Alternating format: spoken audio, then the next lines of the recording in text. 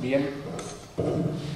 A continuación va a tomar la palabra Joseba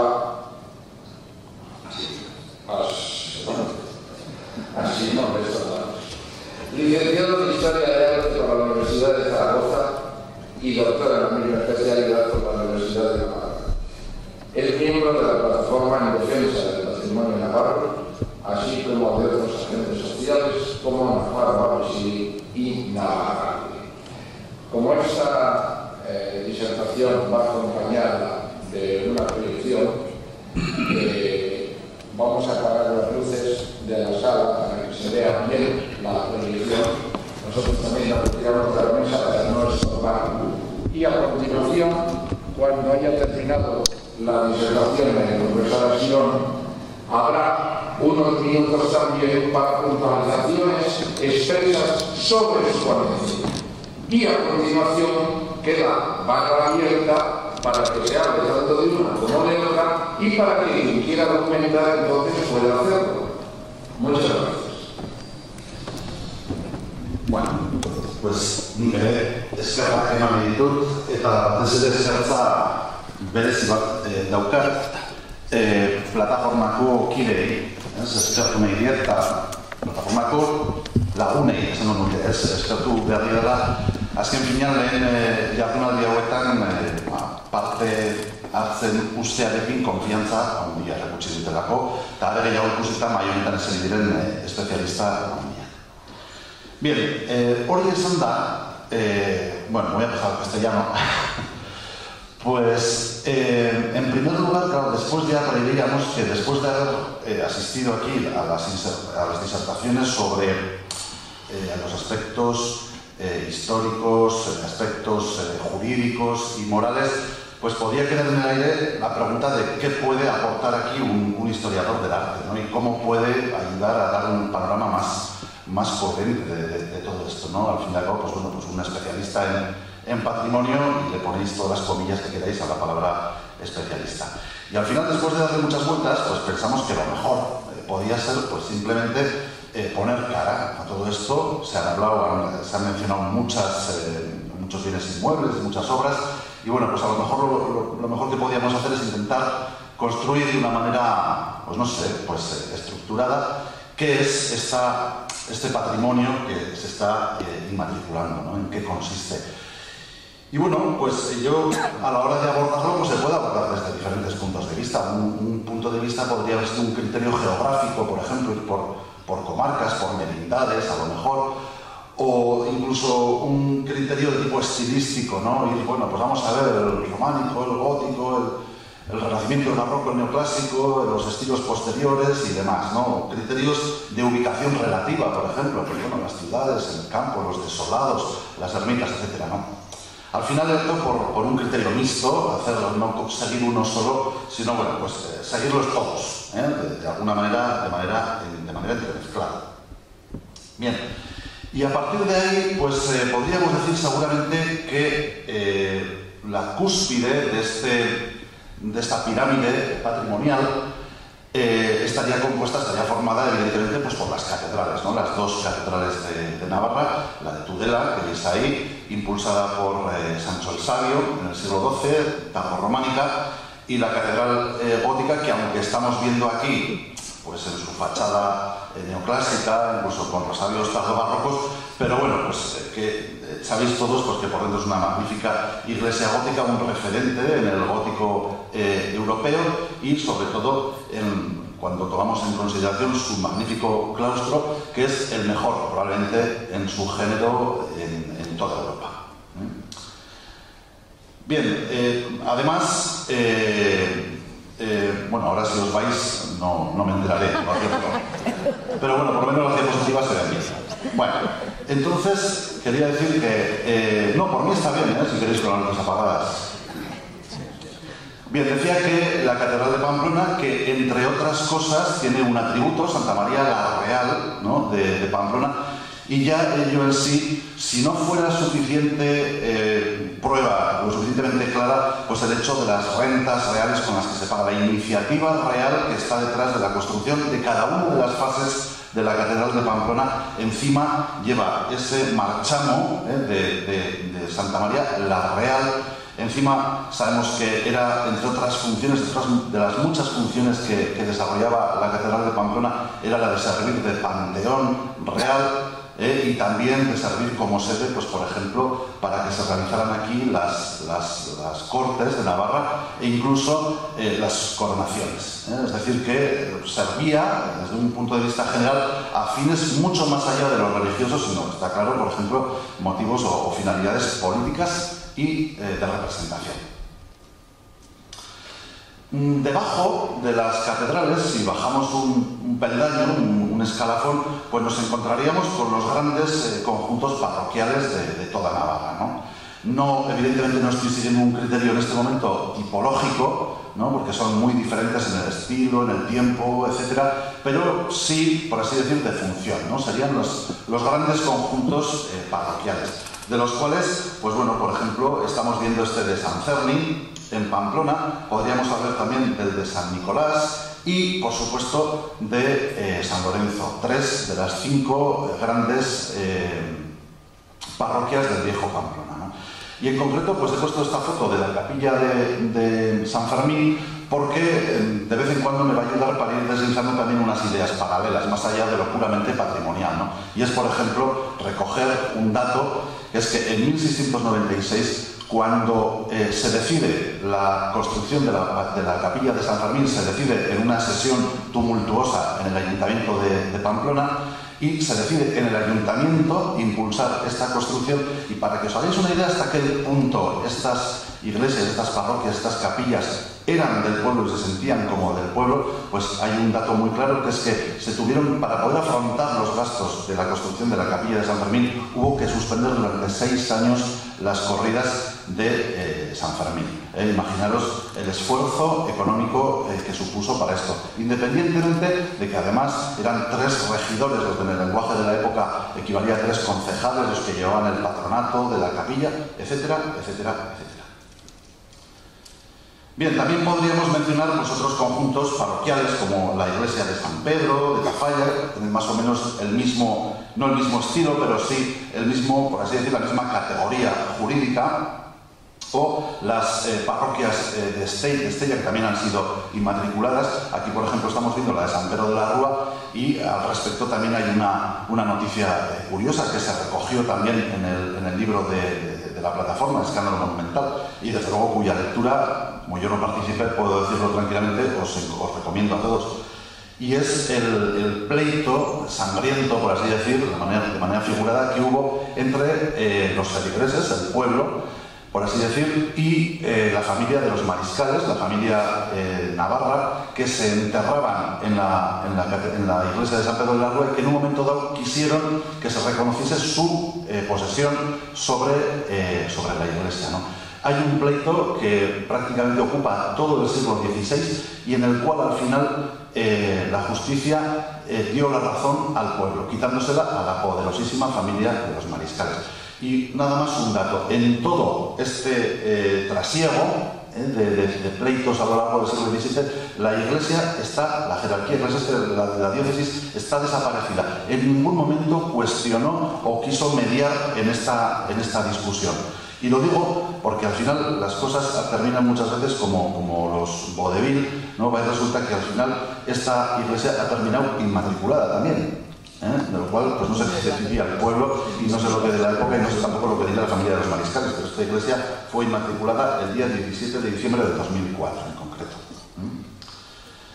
Bien, otros conjuntos parroquiales, o en este caso sería además uno de los grandes conjuntos simbólicos, de los grandes templos de Navarra, sería el Dojue, o incluso, pues por mencionar otro también de comprar en carácter simbólico, el de San Miguel de Alar, también inmatriculado, incluido el refugio. Y luego, pues bueno, pues iglesias de todo tipo, de toda la geografía, como puede ser esta de Aibar, o la iglesia de la parroquia de Roncal, la de Berín, Los Arcos, Viana, Elizondo, Mendigorría, Corella o Puente la Reina, todas ellas inmatriculadas. Bien, por supuesto se ha dicho, y no voy a insistir yo demasiado en este tema, las iglesias en aquella época, los templos, eran edificios dotacionales. Es decir, que en aquella época, en un pueblo, como hoy en día en un pueblo, en una ciudad, se intenta atender a las necesidades de la población. Hoy en día estas necesidades pueden venir marcadas por un civicán, si queréis, o determinados, no sé, polideportivos o lo que sea, ¿no? En aquella época había necesidades físicas y necesidades espirituales. Las necesidades espirituales se atendían, por supuesto, en las iglesias, pero es que además en las iglesias se atendía también otra serie de necesidades. Exactamente igual que eran edificios dotacionales, el Asca, la fuente, el lavadero que vemos aquí, o el pozo, caminos, algunas presas, etcétera, etcétera. La iglesia también servía a otros fines, ¿no? Por supuesto, se ha dicho, por ejemplo, en los atrios, en cuántos atrios de iglesias hemos leído en la documentación que dice que reunidos delante del atrio de la iglesia de tal o cual lugar, los famosos bazarres se celebraban muchas veces en los atrios de las iglesias. Y por no hablar también de las necesidades defensivas. Es decir, que también los edificios de las iglesias formaban parte y jugaban un papel en la defensa de las ciudades y de los pueblos.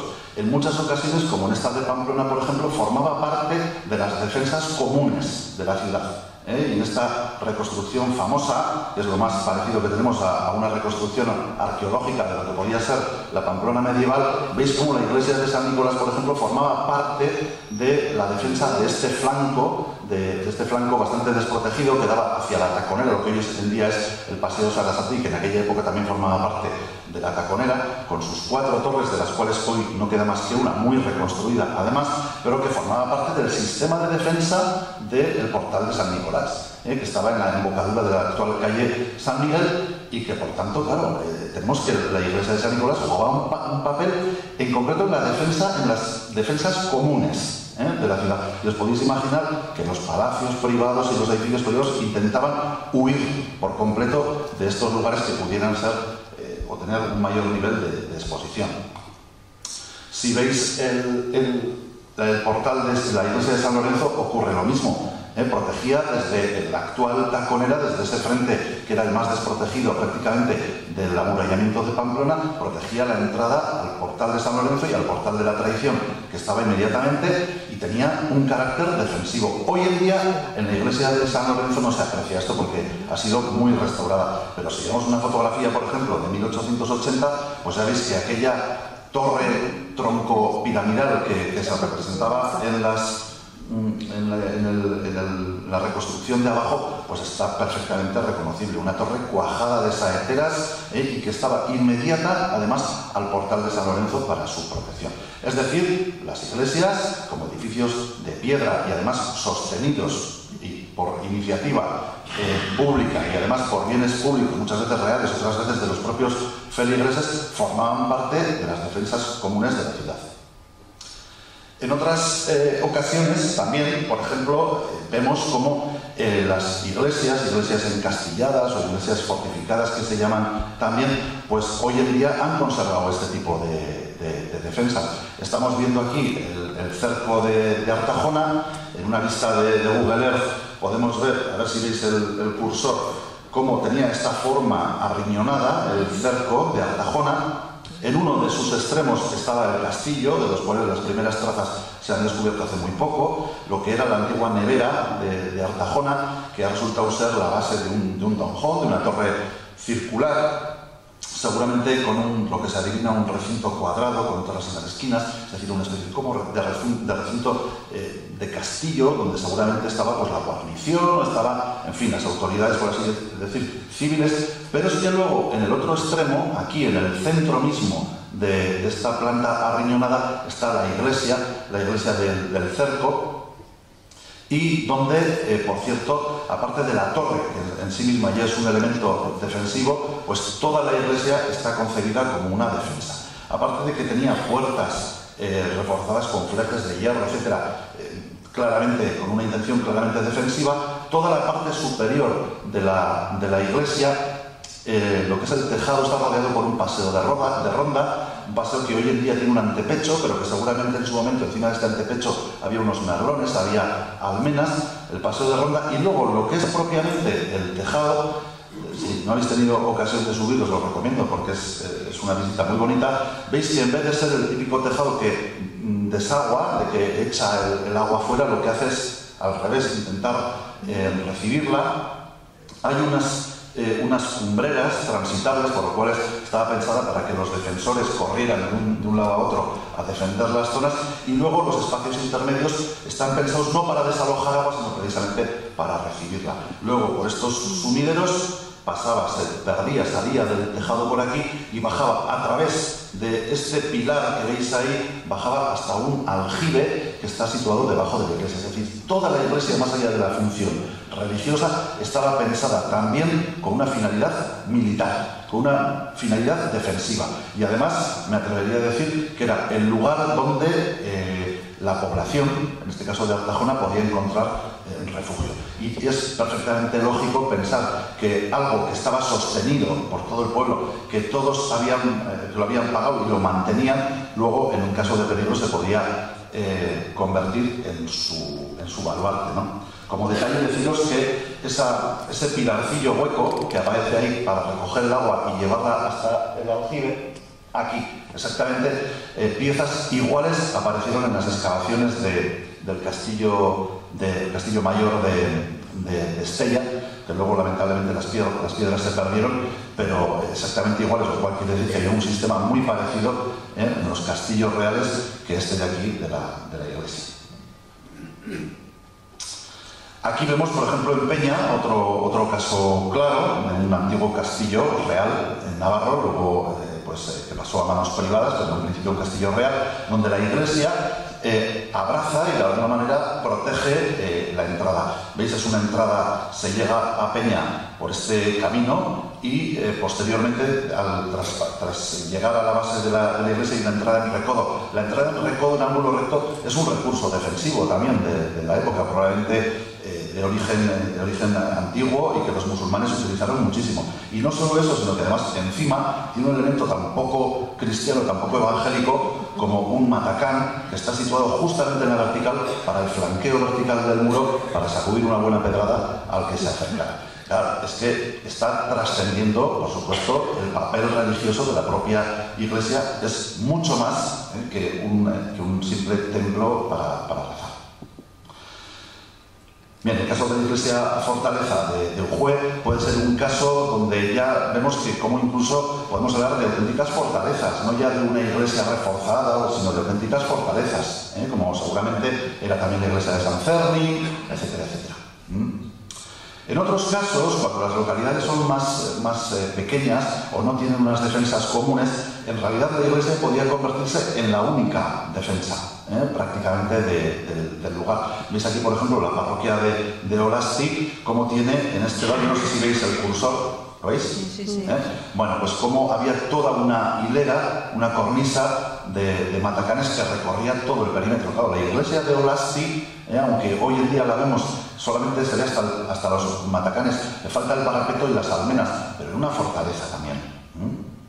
En Goñi, en el valle de Goñi, las iglesias los pueblos son todavía más chiquitillos y hay que recurrir a otro tipo de recursos. Son unas iglesias muy macizas, con muy pocos huecos, sobre todo los huecos que tienen son saeteras. Veis esta de Goñi, dentro del mismo valle de Goñi está la de Azanza, y veis que, por ejemplo, aquí, aunque hoy en día hay un pórtico, en realidad aquí había una cornisa de matacanes para proteger justamente la entrada. Bien, en Reta, por ejemplo, pues vemos también cómo para entrar en el pueblo había que flanquear todo el ábside de la iglesia, que era una trampa mortal porque estaba también con una cornisa de matacanes que conserva todavía las ventanas de tiro verticales para por ahí arrojar pues, piedras o muchas veces agua hirviendo. El tema del aceite hirviendo es más complicado, eso es más de las películas, pero arena precalentada, etcétera, brea, incluso de la misma que se utilizaba para impermeabilizar y demás. La iglesia de Luquín, también, que conserva todavía una cornisa de matacanes casi completa. Luego el campanario es posterior. Bien, es decir que hay un papel, por así decir, defensivo, en los cuales hay dos maneras de integrar la iglesia. Una, integrando en las defensas comunes, sobre todo en las grandes poblaciones, y otra manera que es convertir a la propia iglesia en sí mismo en la única defensa, como hemos visto en estos pueblos más pequeños. Por supuesto, habría muchos más papeles, aparte del que se ha mencionado ya antes, de bazares, reuniones, etcétera. Este carácter defensivo, bueno, pues por supuesto también había un lugar para el ocio, la documentación. Por ejemplo, estoy recordando ahora la documentación del Valle de Lorz, donde continuamente se está amonestando a los vecinos para que no jueguen a pelota en el atrio de la iglesia, porque tal. Evidentemente no hacían ni caso. Incluso hoy en día todavía vemos, como este caso de la Quirén en el Valle de Aranguren, estos frontones paredaños apoyados en la pared, pues para donde no había otro tipo de instalaciones de edificios dotacionales, por así decir, pues había que aprovechar lo que había. Y que decir también, bueno, ya se ha mencionado antes también, el tema de las campanas, los toques de las campanas y demás. Es decir, trasciende cuando hay un toque de campana, por ejemplo, para cerrar las puertas. Está documentado en el caso de Pamplona, por ejemplo. Hay un refrán en euskera muy bonito, recogido, por cierto, en Suberoa, que dice, para hablar de la gente que tiene muy mala suerte, a este le tocan las campanas en Cizur, ¿no? Y quiere decir que, bueno, estás llegando a Pamplona, te plantas en Cizur, ¡pum!, y oyes las campanas y la acaban de cerrar. Porque es algo así como quedarse con la miel en los labios, ¿no? Fijaros qué bonito, un refrán suberotarra, que recuerda seguramente los tiempos bueno, pues de que había una unidad política aquí. Las campanas, había toques de campanas, como os he dicho antes, pues para los nublados y para el granizo y para convocar a Bacharre, absolutamente, pero por supuesto para marcar los ritmos horarios y los aspectos religiosos. Era uno más, probablemente el más importante, pero desde luego no el único. Bien, si pasamos más adelante, más allá de estos grandes conjuntos, por así decir, parroquiales y las funciones que desarrollaban, bajamos un escalón más y nos encontramos pues con lo que en algún otro estudio pues hemos denominado el templo elemental, ¿no? Navarro, el templo rural navarro por excelencia, el que más abunda y que es un templo muy chiquitín y muy antiguo, que está sobre todo allí donde la arquitectura está fosilizada, ahí donde no ha habido una gran renovación de la arquitectura, por ejemplo en toda la zona de las cuencas de Lumbier y Aoiz, etcétera, que han tenido unas crisis impresionantes y prácticamente su último florecimiento económico pues fue allí por el siglo XVI. Pues claro, la arquitectura ha quedado como en aquella época. Y en todos estos sitios y en más se encuentra lo que se llama el templo elemental. El templo elemental son las iglesias de los pueblos chiquitillos que podéis encontrar a cientos, a tiro de piedra, por así decir, de Pamplona, que van desde los valles occidentales, ocupando toda una franja central de Navarra, desde lo que podrían ser los valles como Amezcua o Allín, hasta en el otro extremo el almiradío de Navascués, el valle de Romanzado, y dentro de esto pues todo el Prepirineo, los valles de Egüés, los dos Surraúles, Izagaondoa, etcétera, etcétera. Romanzado, ya lo he dicho, Unciti, Ibargoiti, Lizuain, Lónguida, todos estos valles.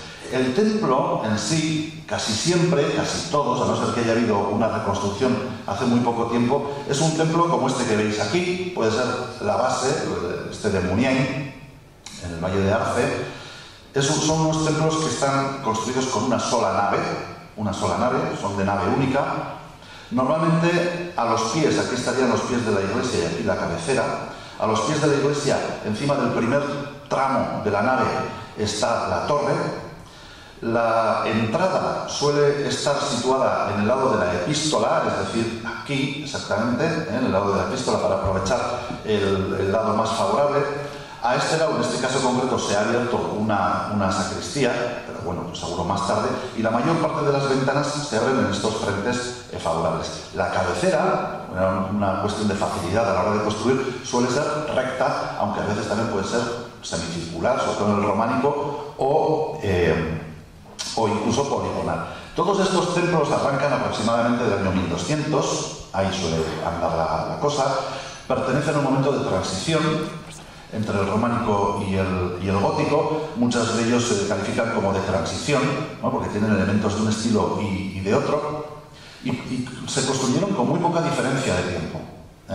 Este tipo, que aquí por ejemplo en el caso de Muniain está casi intacto, luego veremos otro en una fotografía del de Osa, que está intacto, sin tocar, pero este está casi intacto porque está claro que le han añadido aquí una sacristía, que esto es sin duda del siglo XVI. Pero el tipo más evolucionado, sí, este puede ser el tipo más básico de templo en la planta. Uno más evolucionado puede ser este de Orbaiz, donde ya veis que a esa nave central le han ido añadiendo una serie de cosas. Sigue teniendo la entrada en el lado de la epístola, sigue teniendo, en este caso, en el lado del Evangelio, al lado norte, tiene una sacristía, le han añadido dos capillas a modo de transepto, en el siglo XVI, casi seguro. La torre sigue estando encima del primer tramo, veis aquí las escalericas de subida, y luego lo que sí se ve claramente es que esta bóveda de cañón que había aquí es una bóveda estrellada, se ven los dibujos de las estrellas, eso quiere decir que es ya del gótico del siglo XVI, es decir, que se ha ido transformando. Pero este tipo de templo, con los añadidos que sean,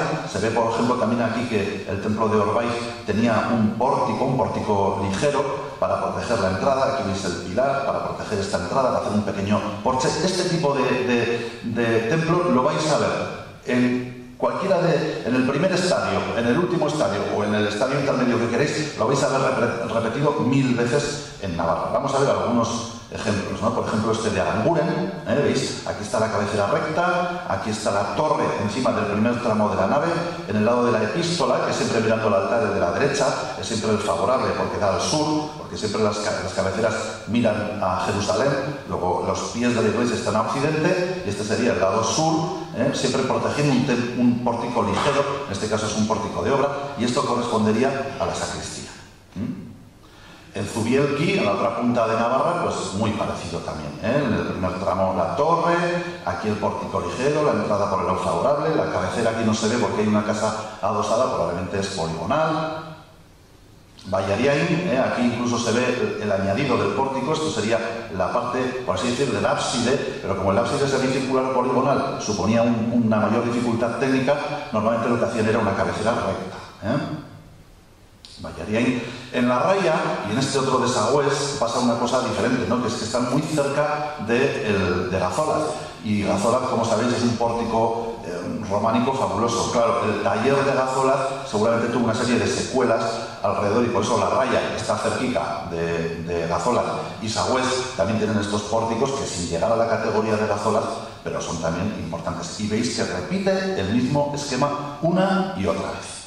Este es el templo elemental navarro, por así decir. Que decía que se construyen en torno al 1200, es la parte menos mediática del patrimonio de Navarra, también es la parte menos mediática del patrimonio, por así decir, inmatriculado, y sin embargo es la parte más numerosa. Es la parte más numerosa, la que más veces o más ha supuesto más ser inmatriculada. Bien, dentro de esta tipología elemental estarían también los señoríos. Los señoríos que, bueno, aquí me gustaría decir que por una parte, desde un punto de vista tipológico, la inmensísima mayoría de las iglesias de señorío pertenecen a la misma época. Fueron construidos en el mismo tiempo, y lo estáis viendo en Oriz, concretamente, no tiene prácticamente ninguna diferencia con las otras que hemos visto. Cabecera recta, pórtico, la puerta al lado de la epístola, la torre encima del primer tramo.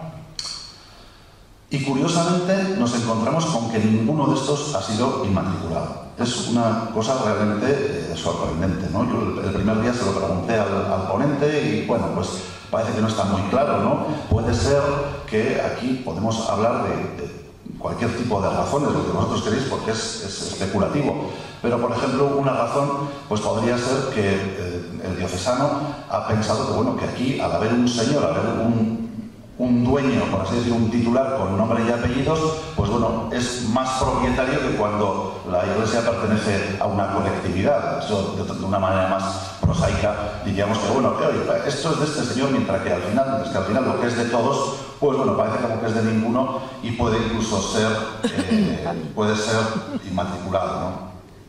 Claro, aquí también se podrían aludir razones incluso más prosaicas todavía, ¿no? Cuando miras el Palacio de Oris o el Palacio de Otazu o tantos otros palacios y reflexionas un poco sobre quiénes son realmente sus titulares, sus poseedores, ¿no? Pues la cosa a lo mejor puede, esto que voy a decir no es muy científico, pero puede que esté aquí la verdadera razón. Voy a intentar alumbrarme un poquillo, porque por ejemplo, claro, si oyes que el señorío de Peña, que vamos a ver visto antes la foto, pertenece a un señor que se llama nada menos que Beltrán de Ibarra, Malo de Molina y Elío, es que a mí me entran ganas de hacer reverencias y nada más que no oír el nombre, ¿no? Claro, el Palacio de Liberri, donde tuve la suerte de estar en los tiempos de la tesis, donde por cierto me hicieron un recibimiento fabuloso, no seré yo quien hable mal de la dueña del Palacio de Liberri, pero claro, es que la señora se llama Isabel de Marichalar Silva y Azlor de Aragón.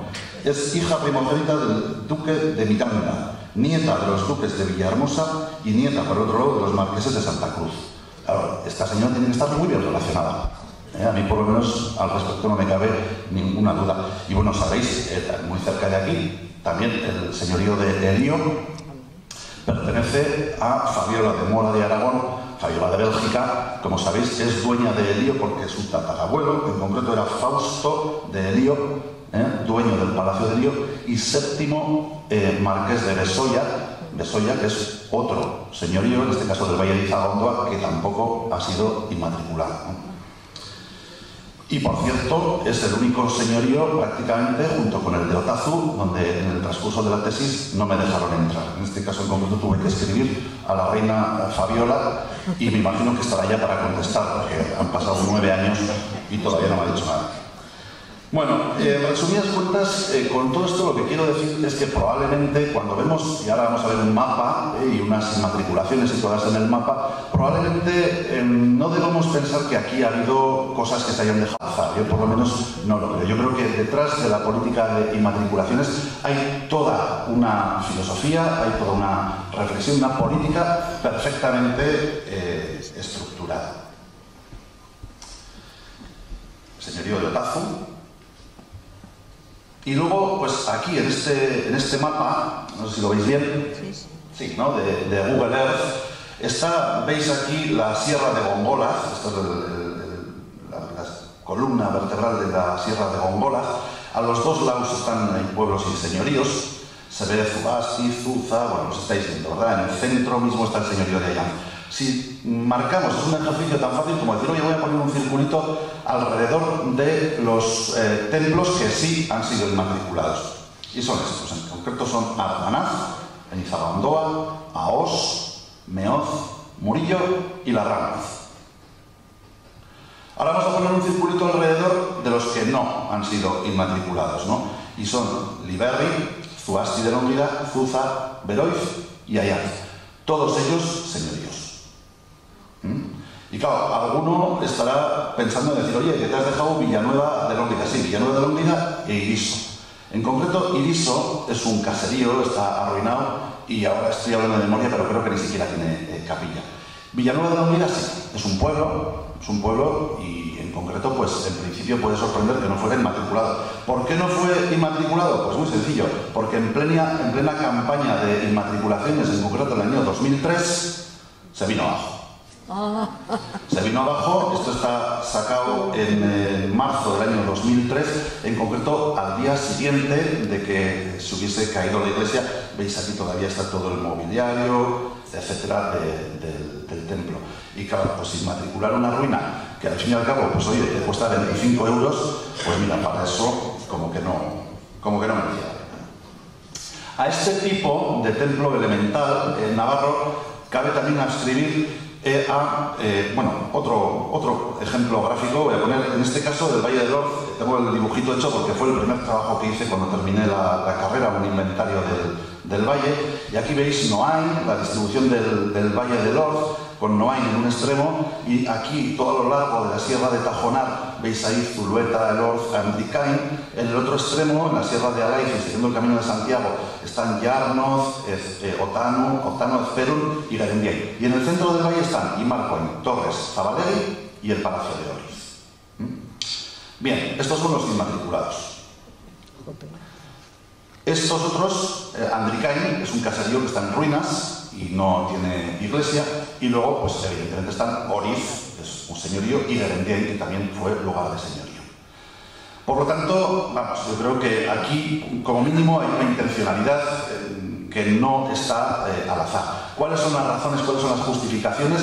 Eso ya, a lo mejor, es una cuestión jurídica más que de patrimonio propiamente dicha. Yo, ya os digo, creo que la razón es esa, ¿no? La que decía antes. Es que, claro, si cargo contra el señor de Allanz, pues es que, claro, el conde de Allanz, conde de Vendulain, sabéis, toda esta gente está además emparentada, pues bueno, puede ser que no sea rentable y además haya un propietario.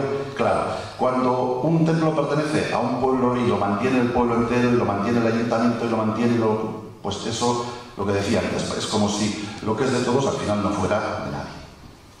A esta tipología de templo elemental pertenecían también los 6 templos destruidos con motivo de la construcción del pantano de Itoiz. Y me va a servir para introducir otro tema, ¿no? En concreto, sabéis que en Itoiz se sumergieron... ¿Sí? ¿Cómo? 5 minutos. 5 minutos, bien. Sabéis que en Itoiz se sumergieron 6 pueblos, entre ellos 3 góticos y 3 románicos. Aquí estáis viendo la iglesia de Orbaiz antes de que pasara los representantes del gobierno de Navarra, y aquí después. Esta es la iglesia de Orbaiz después de pasar las excavadoras del gobierno de Navarra, previo a la construcción del pantano. Otra vista de Orbaiz antes y después. Aquí, bueno, pues la iglesia de Orbaiz, un rincón precioso. Después de la destrucción, bueno, pues estaban los nervios de las bóvedas, incluso alguno todavía conserva los restos de policromía gótica. La iglesia de Itoiz, antes y después. Se ve detrás el monte, está sacada la foto desde exactamente el mismo punto. Bien, es decir que en Itoiz, después de una, como sabéis, de una lucha jurídica de años, donde los habitantes del valle estuvieron en la brecha peleando y en Estrasburgo y en todas las instancias, mientras que la Iglesia, la jerarquía eclesiástica, permaneció en el más absoluto y más estruendoso de los silencios, al final resultó que cuando se derribaron los 6 templos, más los cementerios y alguna ermita, los que se llevaron la indemnización fueron precisamente la Iglesia, que se le llevaron en concreto 1.600.000 euros. No pesetas en este caso, euros, por unos edificios que no habían hecho el más mínimo esfuerzo por defender.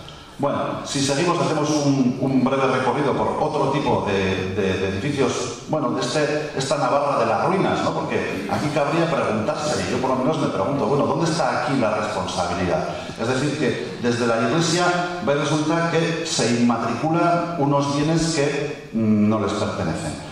Además, que han mantenido, que han construido otra gente. Además, se inmatriculan aprovechando un privilegio legal otorgado de manera claramente inconstitucional.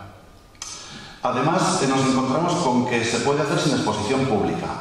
Además, nos encontramos con que no tributan. Y además nos encontramos con que cuando estos pueblos se quedan abandonados, y es decir, y desaparecen de los pueblos la gente que los ha estado manteniendo y sosteniendo, cuando estos templos se vienen abajo, como en este caso de Muguetajarra, no tienen ninguna responsabilidad al respecto. Y esto también es sangrante, porque hay en este momento docenas de templos de este tipo elemental en Navarra que se están viniendo abajo. Está de Muguetajarra, muy desconocido, en el valle de Izabandoa. Este chico que está aquí es mi suegrillo, que anda por ahí. Zariquieta, Gurdizar, Iso, Romanzado, Ezcay, Guindano, Osa, aquí un templo elemental sin añadidos, lo que comentaba antes.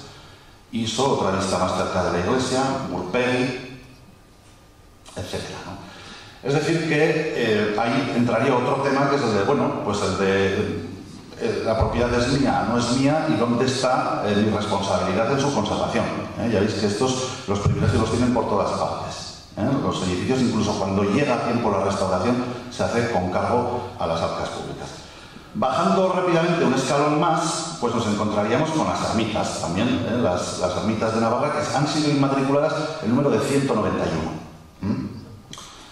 Esta de Sorlada, la de Idoia, por ejemplo, en Isaba, la de Unate, la ermita de San Donato, o la ermita de Aitziber, en la Sacana. Si hubiese sabido que ibais a venir, habría traído la de Muspilda, no sabía, no sé qué hubiese puesto la foto. Bien, entonces el tema de las ermitas. Y por último, pues bueno, quedaría hablar también de otro tipo de patrimonio, y con esto ya terminaría, ¿no? Este otro tipo de propiedades, porque al fin y al cabo es posible que todavía a estas alturas pues haya gente de buena fe que crea que en todas estas inmatriculaciones ha habido algo más, o no ha habido otra cosa, mejor dicho, otra cosa que una voluntad, pues por así decir, cultural, de recoger y proteger pues los bienes que sirven para los fines espirituales, ¿no? Y bueno, y en este caso pues puede ser significativo pues también algunos datos, ¿no? Por ejemplo, el dato de Eslava, recogido en el libro que veis ahí de la plataforma, y en el cual se dice que fue el pueblo donde más inmatriculaciones hubo. En concreto, se inmatriculó la iglesia de San Miguel y una ermita, y además de esto, 29 fincas. 29 fincas que alcanzan la cifra de 119.370 metros cuadrados. ¿Qué culto justifica, por ejemplo, la inmatriculación de un garaje en Aoiz, de 2 almacenes en Urroz, de un frontón en Izuain, de un pinar de 94.000 metros cuadrados en Sarries, en el pequeño pueblo de Allín, de Chavarri, en el valle de Allín? ¿En qué exactamente favorece al culto el hecho de haber inmatriculado, además de la parroquia, la casa parroquial y el despacho, 3 viviendas, un dúplex y 4 trasteros?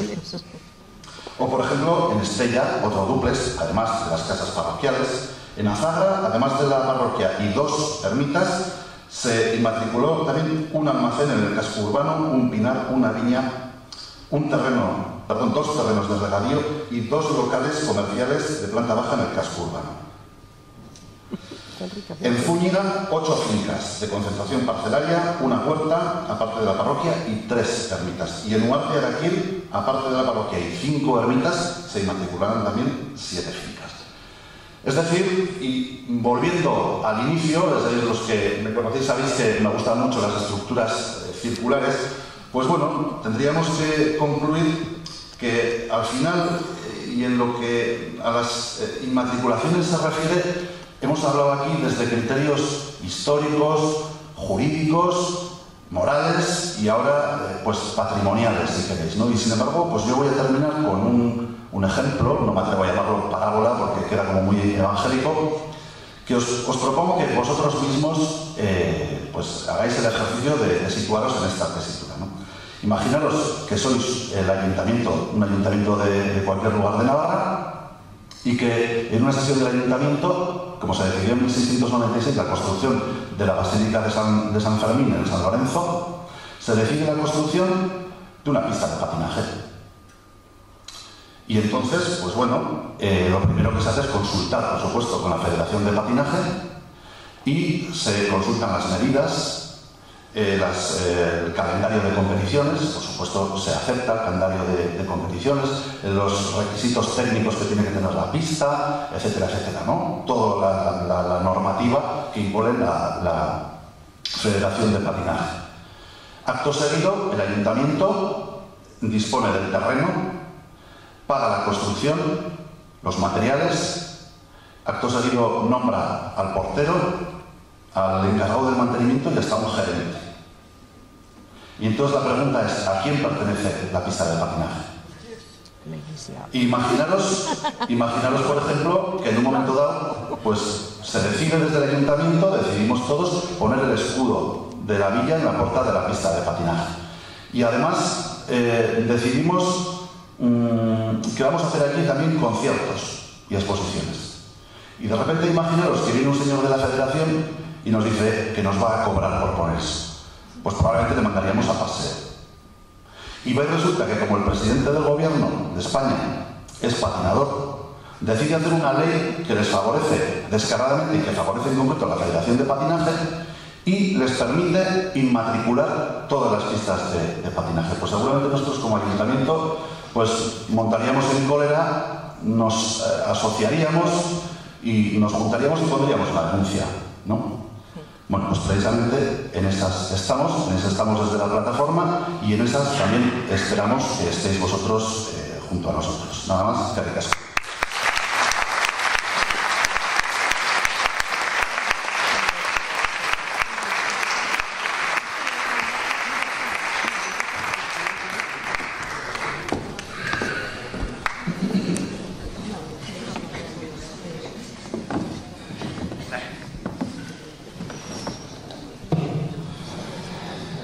Espero que ustedes comprendan el dilema de los moderadores a la hora de limitar el tiempo que tienen para hablar los ponentes o los espectadores, todos ellos diciendo cosas que interesan, pero que de alguna manera hay que acomodar a la disposición de tiempo que tenemos. Bien, a partir de ahora, durante los primeros minutos, unos cuantos, las preguntas deberían ser relativas a esta última exposición. Aunque, naturalmente, no es fácil separar estrictamente los temas. Pero luego acabo de un rato ya sobre cualquier cosa de la que ustedes quieran hablar, incluidas, por supuesto, las ponencias de hoy, pero también el conjunto de lo que han sido estas jornadas. Tienen ustedes una.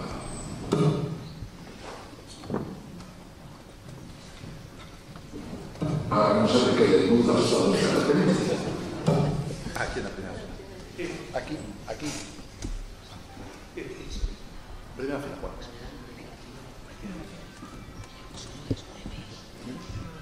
¿Micrófono necesito? Sí. ¿Así sin más? Sí. Vale. Pero poniéndolo cerquita a la boca. Me lo pongo. Yo pensaba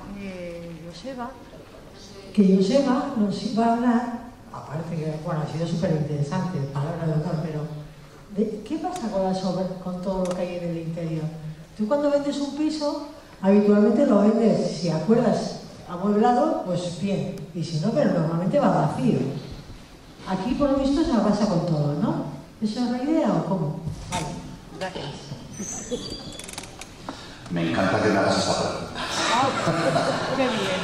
Sí, porque fíjate, no he oído más que a los bienes inmuebles, por así decir. Si entramos ya en el terreno de lo mueble, es que además la cuestión tiene aristas muchísimo más feas. En principio, cuando un edificio se inmatricula, una parroquia se inmatricula con todos los bienes que hay dentro, bienes inmuebles. Es decir, retablos, en fin, juego litúrgico, etcétera.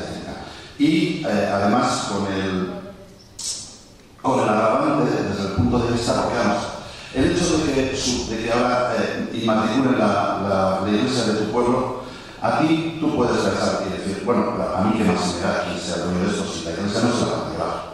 Pero claro, y la misma palabra lo dice, es inmueble, pero los bienes muebles son por definición movibles y eso es lo que realmente es más susceptible, ¿no?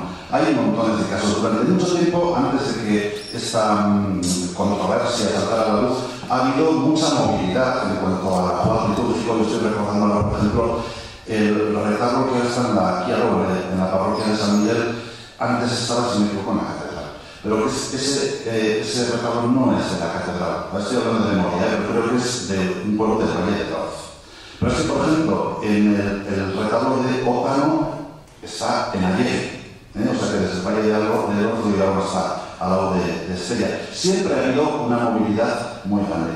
Bueno, se supone que se atendía a fines, por así decir, pues prácticos, ¿no?, de la iglesia. Pero claro, en el momento en el que esto se inmatricula con todas las consecuencias. Por ejemplo, una consecuencia clara que hemos hablado es que te pueden cobrar por entrar, que es lo que está ocurriendo. Incluso hay un caso sangrante, creo que lo recogió José María Esparza, de Tafalla, en el cual, a partir de la matriculación, al Patronato de Cultura del Ayuntamiento se le quiere cobrar 300 euros por hacer un concierto, algo que se había hecho de toda la vida. Y no solo eso, sino que además censura qué canciones se pueden cantar, ¿no? Pero es que, por ejemplo, hay un caso, está recogido en el libro de la plataforma, el caso en concreto de Amunarizqueta, que a mí me ha parecido terrible. En Amunarizqueta, la Valdorba, para 1929, el cura había vendido en Calahorra una capa del siglo XVIII. ¿Por qué yo lo hago? Me voy a Calahorra y vengo a Calahorra. En 1974, la campana principal de la iglesia se la llevaron nada menos que a Cocorogo, en el Alto Volta. Bueno, estaría mucha agua, ¿de acuerdo? En 1966 faltaba una talla de Santa Bárbara, que se había llevado a otro lugar, y hoy en día está en paradero desconocido. En 1977 desaparecieron 2 campanas más, que están en paradero desconocido. Y de repente un día apareció una grúa y se llevó también la pila bautismal. Esto, en el caso concreto, es la punta del iceberg, es lo que nosotros, de alguna manera, podemos saber de todo esto. Pero claro, efectivamente, todos estos bienes muebles que están dentro de las parroquias, en cualquier momento, pues pueden desaparecer, se pueden trasladar a otro lugar y, bueno, y perderles la vista, como ha ocurrido en estos casos y en otros muchos. Se sabe que venderlos en la litúrgico es complicado, probablemente se traslada de un lado a otro. Las casas parroquiales, por ejemplo, se están vendiendo. Hay casos sangrantes de este tema. Daría lugar a otra conferencia. Mientras alguien levanta la voz, yo tengo una curiosidad. Hay una aparente diferencia entre la situación urbana y de poblaciones pequeñas. Quiero decir, en poblaciones pequeñas es posible que todavía la gente pueda tener esa sensación de que pertenece al común la iglesia. Pero en las grandes ciudades yo creo que, al contrario, habría... Igual esto de las finanzas de poblaciones ha podido ser una sorpresa, en plan de decir, anda, pero no era la iglesia. Es decir, que la gente tuviera la impresión de que, por supuesto, todo eso es de la iglesia, que no tenían memoria o recuerdo de que eso de alguna manera ha sido de todos. Pregunto al historiador. Pues no creo que sea, en parte sí, desde luego lo que está claro es que en ámbitos muy rurales la sensación de pertenencia, la seguridad de que eso pertenece a la comunidad es absoluta. En las ciudades es posible que en los últimos años de plomo se haya extendido esa idea, pero desde luego nuestros abuelos tenían plena conciencia de que había sido hecho, levantado, financiado, mantenido, etcétera, etcétera. Lo que pasa es que hubo un periodo histórico bastante nefasto que contribuyó a darle alas, poder, no solamente económico, sino también simbólico a la Iglesia, y bueno, de esos barros pues vienen estos lodos. A ver, una pregunta. Has terminado antes diciendo que estábamos en ese momento de migración y de intentar defender. ¿En qué momento estamos de reclamación? ¿Cómo está el tema? ¿En qué momento le digo a él? Sí. Has terminado antes diciendo que estábamos en ese momento de unirnos para reclamar el defensa del patrimonio, ¿no? ¿En qué momento estamos legalmente reclamando el patrimonio? ¿Qué recursos hay? ¿Cómo se está? Bueno, pues yo creo que aquí habría personas que podrían contestar mucho mejor que yo a la situación por así decir, jurídica, la situación, esto, ¿no? Yo creo, es mi impresión personal, que por una parte estamos en un momento crítico, en el sentido de que se ha llevado a cabo, se ha inmatriculado la práctica totalidad de los bienes, por así decir, inmuebles de Navarra, los bienes religiosos, y como veis también muchos pues, casas y viviendas y solares, etcétera, se ha inmatriculado pues seguramente prácticamente todo, y desde ese punto de vista estamos en un momento crítico. desde un punto de vista, por así decir, de agente social, de movimiento social, es un momento muy ilusionante porque se ve que cada vez más ayuntamientos se están uniendo a la plataforma. Yo creo que cuando se publicó el libro de Escándalo Monumental, la cosa andaba en torno a los 100 y pico ayuntamientos o concejos, pero imagino que la lista pues sigue aumentando. Y desde un punto de vista también, pues, por así decir, legal, pues todos habréis leído, me imagino hoy en el periódico habréis visto pues que parece ser que los partidos empiezan a moverse un poquillo, ¿eh? Ahora me da la impresión, y aquí están, pues está Pascual, está Juan y está José Mari, que pueden decirlo con más conocimiento que yo, pero me parece que esto, no sé si será suficiente, pero desde luego sí que viene tarde, ¿eh? Aparte de que el cambio legal, según tengo entendido, el cambio legal que se ha hecho da todavía una moratoria de un año más, con lo cual pues en este año pueden terminar de rebañar el plato, ¿no? Pascual, José Mari, correcto.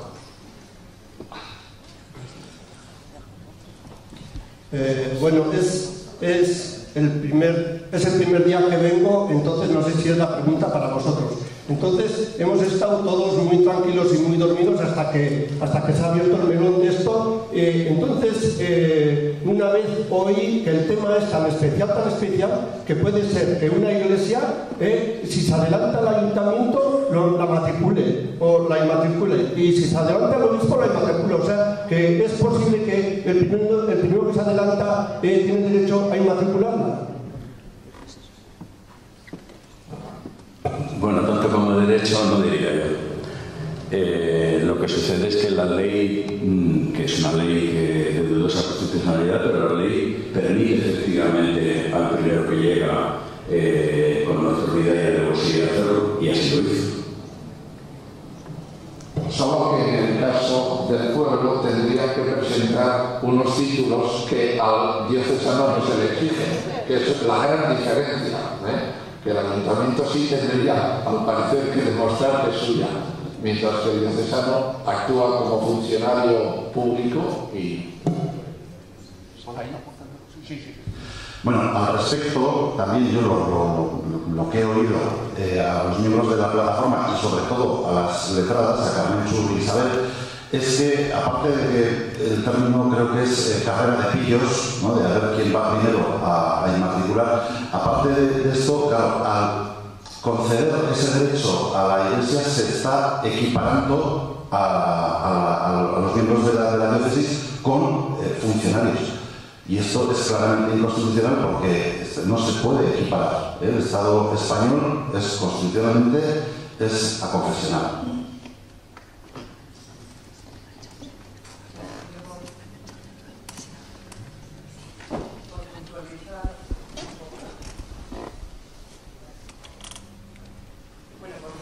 Un poco este tema, realmente lo que ocurre con el famoso artículo 206, que es el que ha dado pie para que la Iglesia está haciendo las inmatriculaciones, o lo que dice el artículo 206 es que el Estado, la provincia, las corporaciones de derecho público y además la Iglesia Católica tienen pues la facultad de cualquier bien inmueble que no esté inscrito con una simple certificación, que por lo tanto no tiene coste alguno, y en el caso de las entidades públicas pues lo realiza o bien un secretario municipal o quien sea, o bien alguien responsable del gobierno. Pues en el caso de la Iglesia lo que ocurre es que es el propio diocesano el que emite esta certificación. Entonces, esta certificación tiene acceso directamente al registro. Como bien ha dicho el que se adelanta canta. Es decir, el primero que llega al registro viene a continuación protegido pues por el propio registro y entonces el que quiere a continuación reivindicar esa propiedad en un tribunal lo que tiene que hacer es llevar pruebas. Ahí es donde viene el tema documental. El tema de la dificultad de los consejos municipios para llevar pruebas.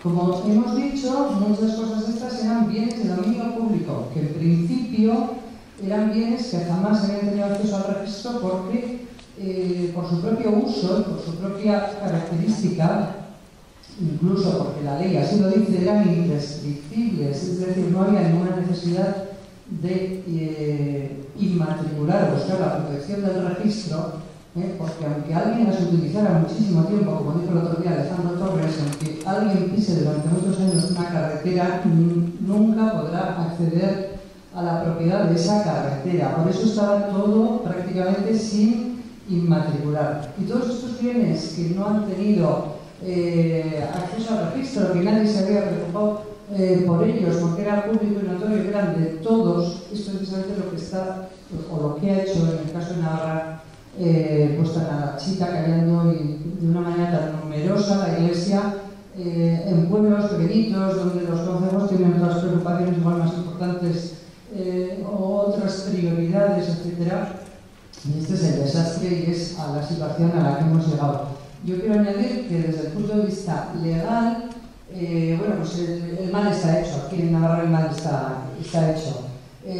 Nos felicitamos desde la plataforma, por otro lado, porque hemos denunciado esta situación y hasta qué punto se habrá llegado la denuncia y habrá calado en otros lugares del Estado, que incluso el Partido Popular en la reforma de la ley hipotecaria ha planteado la desaparición de la palabra Iglesia en este artículo 206. Ya no aparece la palabra Iglesia Católica.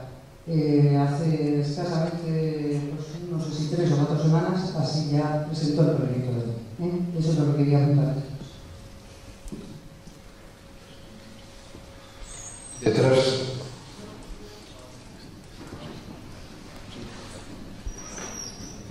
Bien, con la venia. A mí me gustaría insistir en el aspecto legal, puesto que esta es la cuestión que parece preocuparnos y la que debería verdaderamente ser el eje de nuestro debate.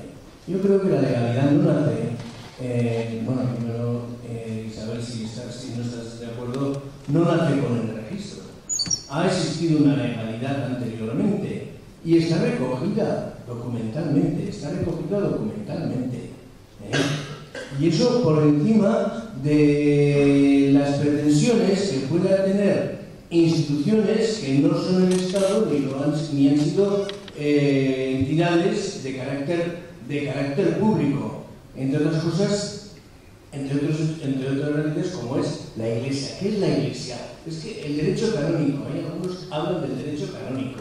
El derecho canónico es una pretensión de Roma, pero solamente en la medida en que los estados concretos lo reconocen, tiene vigencia, tiene virtualidad.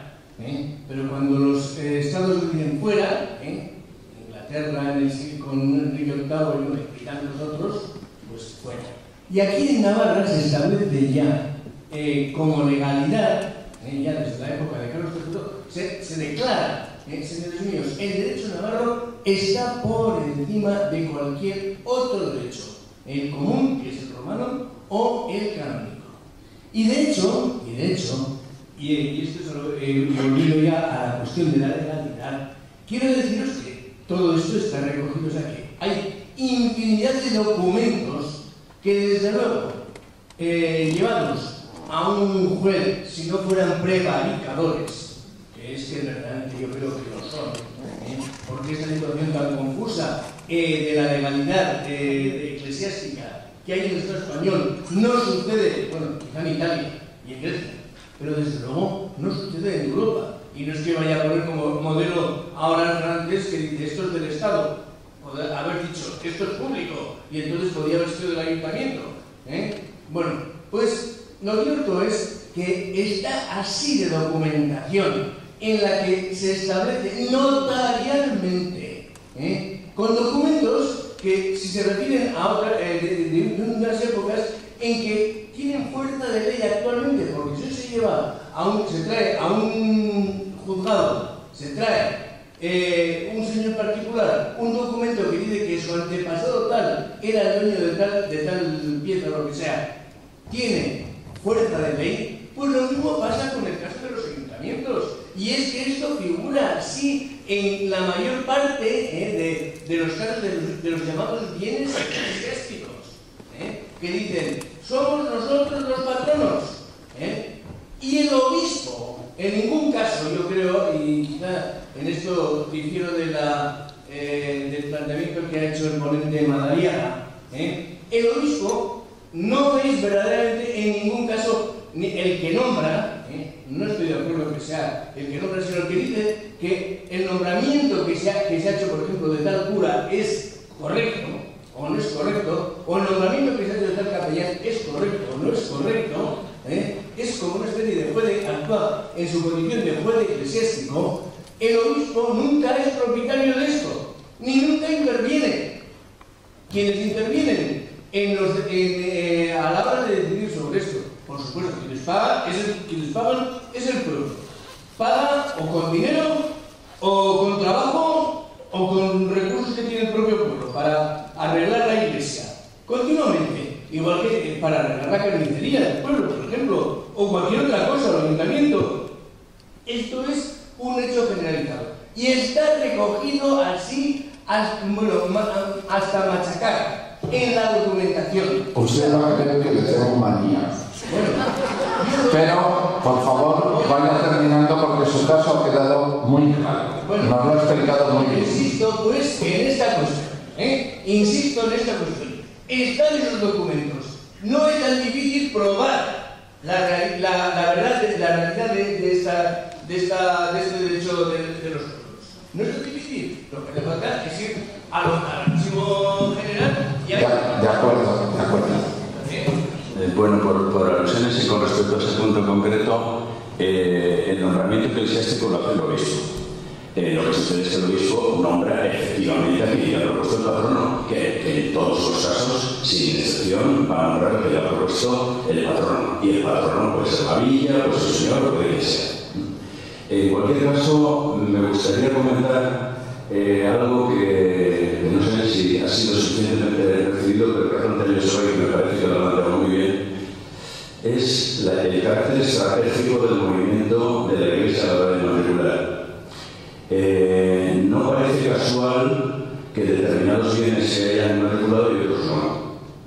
No parece casual que los bienes de señorío no se hayan inmatriculado y los de los municipios sí. Por ejemplo, existen un montón de otro tipo de bienes eclesiásticos que no se han inmatriculado. Las capillas de determinadas instituciones, los hospitales, algunas universidades, pocas de las universidades públicas, pero solamente la Universidad Pública de Navarra tiene capilla. Pero bueno, ¿y esto por qué no se inmatriculan? Obviamente, porque tiene un propietario clarísimo, que es pues el hospital, la universidad pública o quien sea. Y en este sentido, claro, han ido a inmatricular lo que era más fácil, lo que aparentemente, siendo de todos, no era de nadie. Yo creo que esa estrategia hay que resaltar. Me parece fundamental. Sí. Bueno, yo quería comentar algo que vi en la televisión española hace unos 10 años. Fue un reportaje sobre el expolio de los bienes artísticos de la Iglesia que estaba ocurriendo en aquel momento, ¿no? Contaban cómo la provincia de Burgos, pues las ermitas, iglesias que estaban en desuso, las habían vaciado todo el contenido, retablos, imágenes, etcétera, las habían llevado a un almacén y semanalmente salía un tráiler para Centro Europa, para su venta. Esto, desde luego, no se puede hacer sin el conocimiento del obispo de Burgos y verdaderamente es un hecho que a mí me indignó, porque claro, ahí, aparte de la ética, de la moral y tal, pues hay unas responsabilidades penales que este señor se fue de rositas, ¿no? Y en Navarra, pues, parecido. ¿Tiene alguien que diga la palabra que tal vez me haya yo despistado? Nada. Solo puntualizar que se ha comentado que el que primero llega inmatricula, pero creo que un pueblo, no me acuerdo de cuál es de aquí de Navarra, inmatriculó el primero y entonces ahora tiene un pleito potente con el arzobispado. O sea que no es quien llega a matricular, sea, depende de quién llega a matricula. O sea, que para, un poco por aclarar, vamos, porque parece que es una cosa como legal, ¿no? O honesta, no. O sea, depende de quién sí, depende de quién no. No, pero una cosa es que matricule, por ejemplo, en un ayuntamiento y que luego la iglesia le ponga pleito. Pero el ayuntamiento es matriculado. Luego puede perder el pleito. Sí. Ya, sí.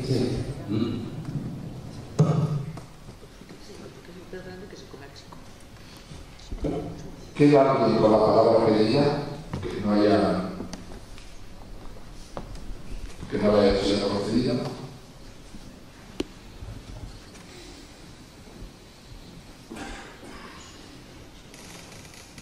Sí, aquí. Solo un segundito, que ya sé que vamos tarde, pero cuando usted ha hablado de las cuestiones económicas, me ha venido a la cabeza que es un negocio tan redondo como no se diría, porque me ha venido de repente lo del tema Santiago de Compostela, y he pensado, pues no sé si el próximo negocio que habrá sea una cosa de esas, porque claro, a ver, es que la iglesia nunca pierde. Y luego me ha saltado otra idea maligna, que ya sé, lo reconozco abiertamente, pero estoy pensando sobre que igual mañana me coja una obra de arte, porque como no sé nadie, ¿no? Digo yo, a lo mejor no me dicen nada. El tema del negocio he intentado comentar desde el primer momento que desde que las iglesias empiezan a funcionar, sobre todo el enorme ingreso del diezmo, que lo que hay que suponer que es una cantidad verdaderamente exorbitante, se convierte en un auténtico negocio. Actualmente el negocio viene por el turismo, viene por alquileres, viene por otro tipo pero los servicios eclesiásticos siempre han sido un elemento económico y una fuente de ingresos, pero nada de especial en absoluto. Bien, pues como corazón de esas jornadas, el presidente de la plataforma nos va a dirigir ahora.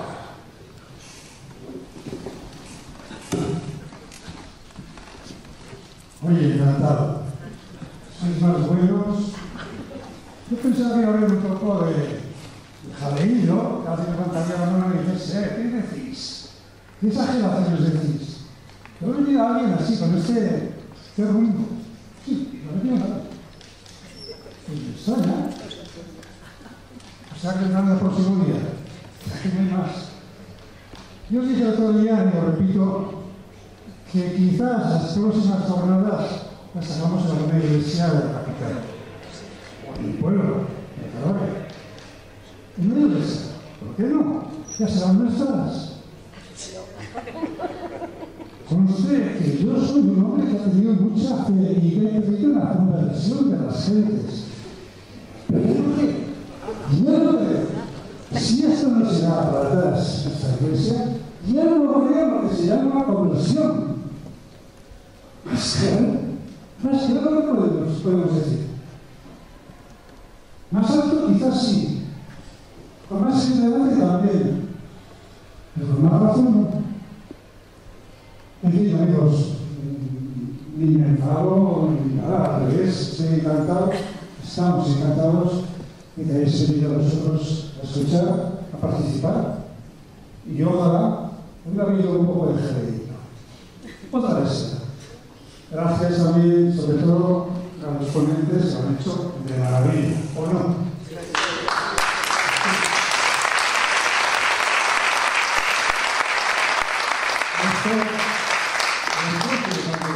Todos. Y gracias a vosotros por venir y nos veremos. Quería avisaros que sabéis que han dado un papelito a la entrada.